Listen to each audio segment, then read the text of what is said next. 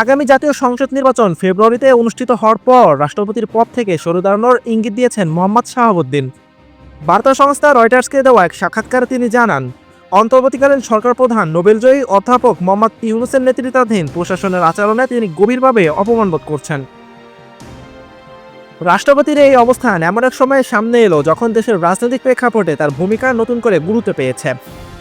2024 সালের আগস্টে ছাত্রদের নেতৃত্বে সংগঠিত এক গণঅভ্যুত্থানের পর দীর্ঘদিন ক্ষমতায় থাকা প্রধানমন্ত্রী শেখ হাসিনা দেশ থেকে বাধ্য হন। এরপর সংসদ ভেঙে দেওয়া হলে কার্যত রাষ্ট্রপতি হয়ে ওঠেন দেশের সর্বোচ্চ সাংবিধানিক কর্তৃত্ব।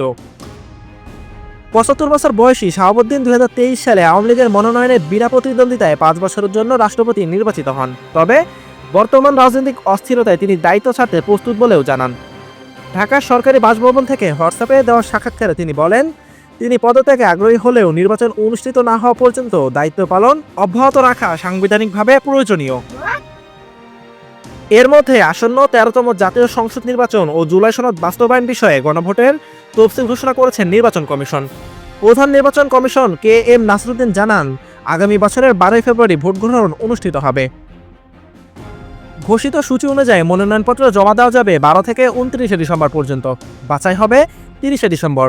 প্রার্থিতা প্রত্যাহারের শেষ সময় 20 জানুয়ারি এবং পরদিন 21 জানুয়ারি প্রতীক বরাদ্দ দেওয়া হবে। এতে প্রার্থীরা মনোনয়ন জমার জন্য 18 দিন এবং প্রচারের জন্য প্রায় 20 দিন সময় পাবেন।